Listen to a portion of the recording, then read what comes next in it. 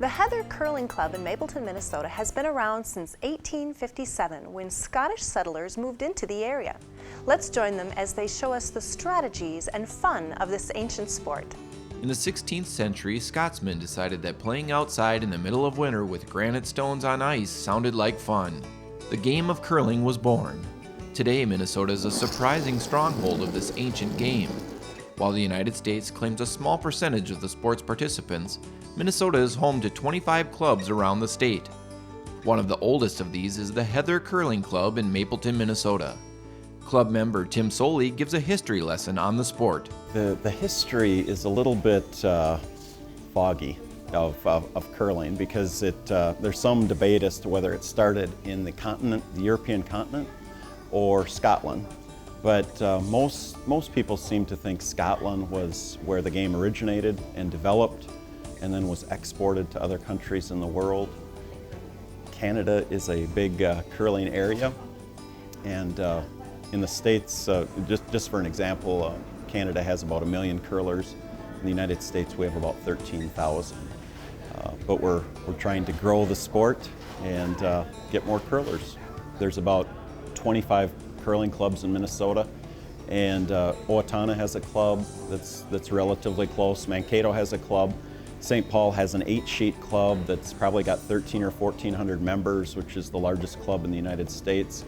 And then there's a whole bunch of clubs on the range, and Duluth and Bemidji. So we're pretty lucky. We have access to curling.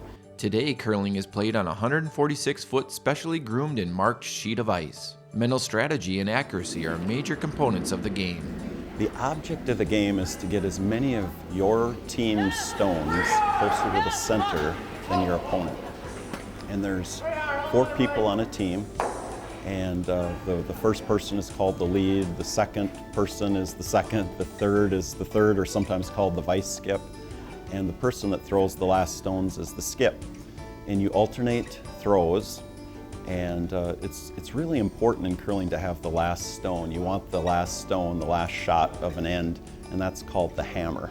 Just for an example, if you had a yellow stone that was closer to the center and you had 3 red stones that were outside of that yellow stone, the only stone that would count would be the one yellow.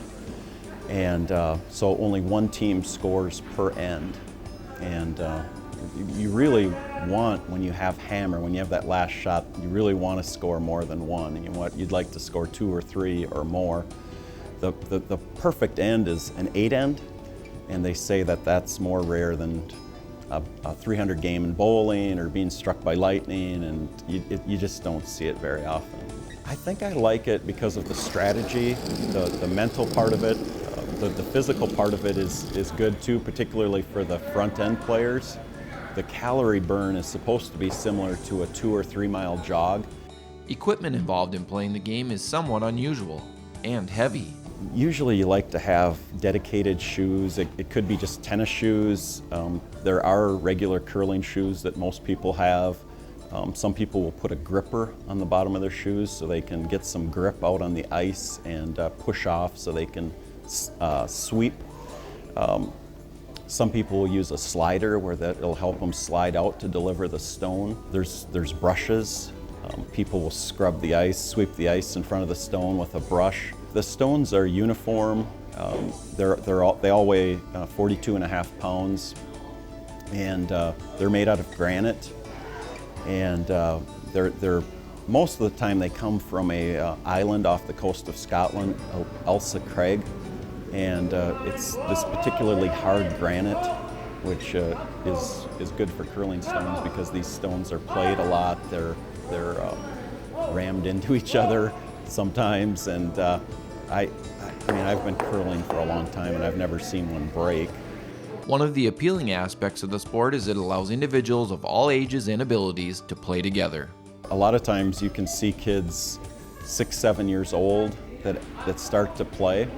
And we have people in their 70s and 80s that play too. You can be a first-year curler and you can go to a Bonspiel and play against the very best curler in the United States. Some of the really good curlers, the Burr brothers in Mankato, Todd and Kevin, are just, in fact, you could call them up and they'd come and practice with you even. So we have access to really good curlers.